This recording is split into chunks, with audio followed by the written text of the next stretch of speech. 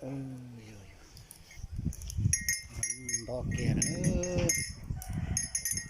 สาชินจกเกิน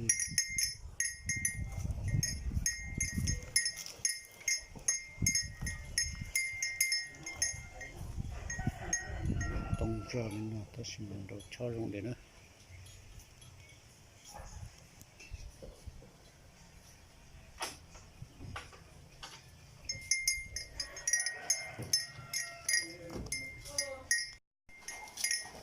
ไปส่วนเดือดหลายเชื่อเลยนะเชือกสนาก็มีเชือกเสียก็มีเดี๋ยวนี้ที่ห้างไว้เสียงนี่กำลังเตรียมท่ากินเจียงนี่แหละ